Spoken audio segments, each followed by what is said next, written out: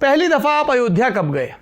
1976-77 में पहली बार मैं गया जी। वैसे मैं केरला का रहने वाला हूँ, साउथ इंडियन हूँ जी। तो पहले जब आर्कियोलॉजी में ज्वाइन किया, हमारा जो ट्रेनिंग जो हो रहे थे तो दैट वाज इन अयोध्या। तो हमारा पूरा बैच लोग थे, अपना पूरा बैच के लोग थे। तो वहाँ 1976-77 में हम लोग गए एक्सकेवेशन के लिए। लेकिन 76-77 में प्रोफेसर बीबी लाल के साथ गए थे आप? प्रोफेसर बीबी लाल साहब हमारा डायरेक्टर थे, डायरेक्टर ऑफ एक्सकेवेशन। वो शिमला में डायरेक्टर थे, उसके पहले वो director general of archaeological survey of India रह चुके हैं जी। And then he voluntary retirement लेके and then he went back to the university for teaching. उसके बाद शिमला इंस्टीट्यूट में गए and then from there he was coming और उन्हीं के अंडर में हम लोगों ने एक्सकेवेशन किया। तो कहाँ पे खुदाई हुई थी, किन किन जगहों पे?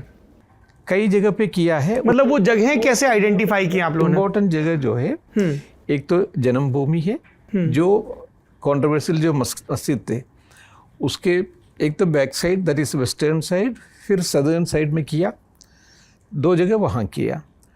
उसके बाद जो ना हम लोगों का एक हनुमान गढ़ी करके एक एरिया है, वो हनुमान गढ़ी में विशाल एरिया है, तो उस जगह पे भी एक्सकेवेशन किया।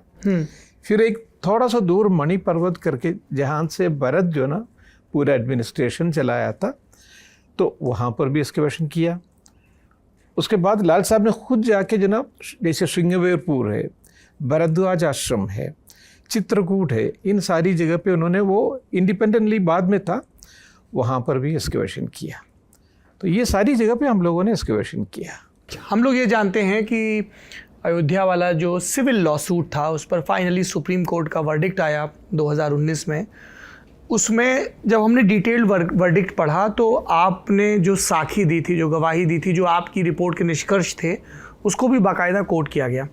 मैं चाहता हूं कि आप हमें बताएं कि उस खुदाई में क्या निकला, वो किस युग के, किस समय के, अगर हम डिज़ाइन के हिसाब से देखें थे, और क्या और भी खुदाई की आवश्यकता है इन सारी प्राचीन जगहों की, क्योंकि इसको लेके बहुत सारे देश में अलग अलग हिस्सों में चलते हैं। और मेरा व्यक्तिगत रूप से ये मानना है कि हिंदुस्तान को अपने इतिहास को लेकर और भी जागरूक होने की ज़रूरत है। हम देखते हैं इसी दिल्ली में सल्तनत काल के बहुत सारे स्ट्रक्चर हैं जहाँ पर जानवर बंधे हुए हैं, बिल्कुल कोई केयर नहीं। बिल्कुल, इस देश में कनिष्क से लेकर उनके बाद तक के कितने ही ऐसे भूखंड हैं, इमारतें हैं, मूर्तियां हैं जिनके बारे में कोई पुरसा हाल नहीं, जिनकी कोई जानकारी नहीं। इसलिए मैं चाह रहा था कि थोड़ा आप विस्तार से बताएं वहाँ क्या निकला और ओवरऑल देश में भी है क्या इसको लेकर।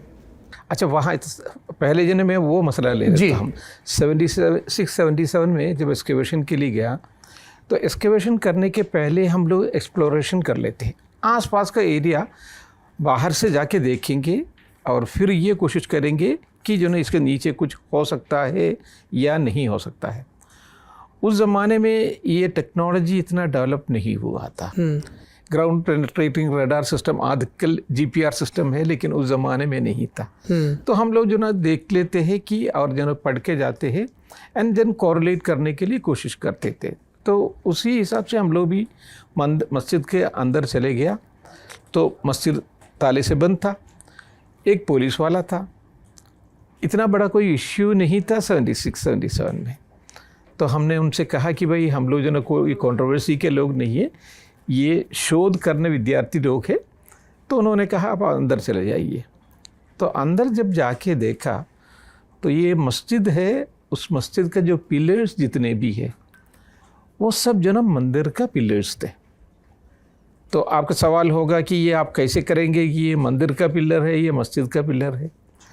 Precisely we are being train for that. हम लोगों को अगर दिखा दिया कोई भी चीज़ तो हम जो है ना without any kind of scientific testing के बगैर भी हम लोग ये बता पाएंगे ये 12वीं शताब्दी का है या ये 15वीं शताब्दी का है, ये अकबर के ज़माने का है या जहांगीर के ज़माने का या शाहजहां के ज़माने का। निर्माण की शैली, उस पे क्या डिज़ाइन है और कौन से मटेरियल का इस्तेमाल किया है, इन सब चीज़ों से।